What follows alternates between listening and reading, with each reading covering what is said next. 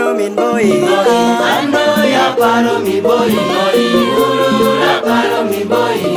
Ando ya paro min boy. Iulula paro min boy. Ando ya paro mi boy. Ulula paro mi boy. Ella lo mera paro min boy. Alexis Hefley has spent 2 decades working to improve the lives of orphans and other vulnerable children in Uganda.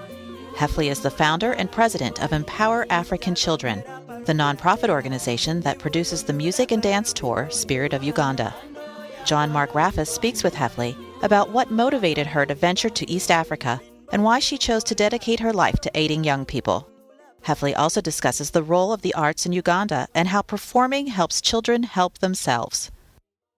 I know that you, back in 1993, made your first trip to Uganda. What motivated that trip, and why did you decide to stay for as long as you did?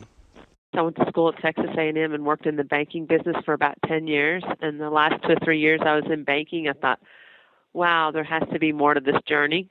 After a couple of years of soul-searching and longing to know what it means to have a calling, I quit my job in banking.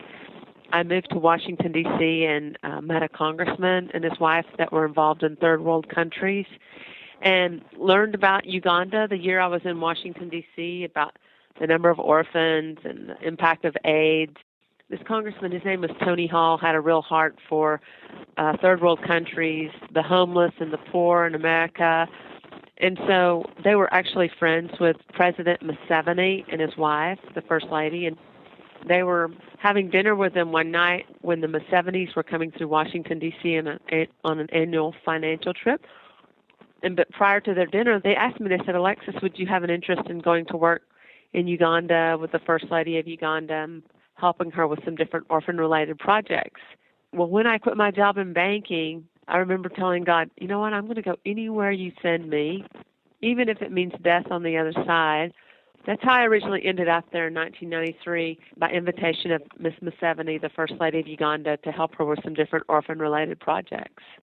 You came back from Uganda and helped form a nonprofit organization called Uganda Children's Charity Foundation. About a decade later, you founded a second organization, Empower African Children, which is where we are now.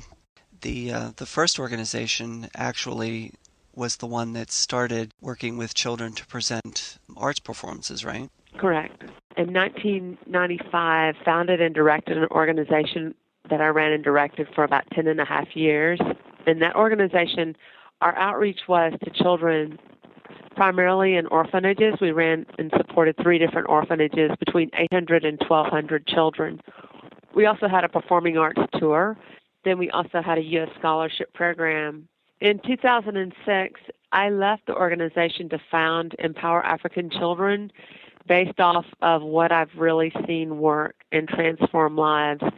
Over the 10 and a half years, the children in the orphanages, it's not a right or wrong way of supporting children, but what we didn't see was dramatic changes in their lives. You kept children alive. Of course, they would survive, and it was basic education, food, medicine, shelter. But children that could think, have critical thinking skills, have a vision, have a career for themselves, those were the children that had experienced the tour, or children that were in our U.S. scholarship program. So in 2006, when I founded Empower African Children, the tour moved with me and also our U.S. scholarship program. And Empower African Children was really founded and based off of a deeper investment in young people's lives. So it was a more holistic care program and education through psychosocial support, obviously physical, emotional, spiritual. All of our students have medical insurance. Our program is a scholarship program. Right. So it's children that are being awarded scholarships. For the young person receiving the scholarship, hey, I'm being awarded something. There's a criteria I need to meet. I'm thinking on a higher level. I am participating in this solution in the step ahead. Also, with the performing arts, I think one of the most inspiring things about Spirit of Uganda is that these young people are a part of their own solution. They are a participant in that. So it's not a handout organization, it's a hand up. it's a self-help organization in a lot of ways, but they're, in addition to performing and sharing the rich culture of Uganda, they're also being advocates for AIDS awareness and education. How broad is the AIDS crisis in Uganda? Uganda has, they've been a leading role model for other African nations, and I'd say the leading role model for of all the African nations, and how they originally came forward and saying that they had a problem with AIDS. And Uganda, they did have like about a 35% infection rate, and that's now dropped down to about an 8% infection rate. And they attribute that primarily due to the level of education, how they've been able to educate the population on how AIDS is contracted. That is a part of it's a mandatory, whether you're a government school or a private school, that is a part of the curriculum.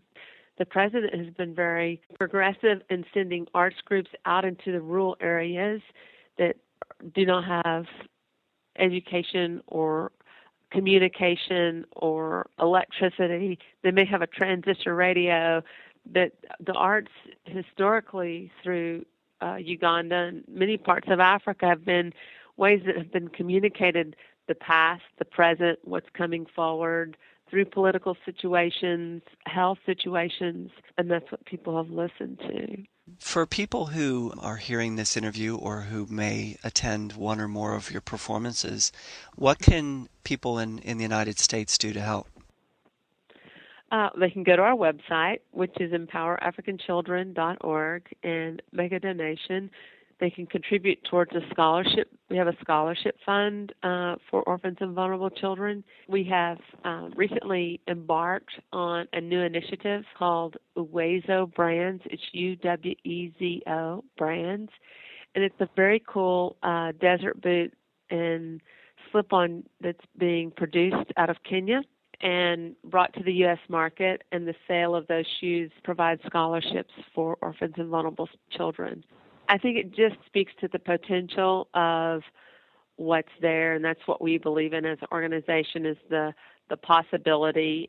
You'll really never hear from our organization about a sad story or feel sorry for me, although the young people that are under our support system, some of their stories are very sad, but that's not all of who they are, and it's where they're going, and what's possible is what we believe in and what we're investing in. And when people come to see the show, The Spirit of Uganda at Penn State, they'll look at that and they'll say, wow, that's the power of the human spirit. Tickets are on sale for Spirit of Uganda coming March 13th, 2012 to Penn State's Eisenhower Auditorium. Purchase tickets online at www.cpa.psu.edu or by phone at 1-800-ARTS-TIX.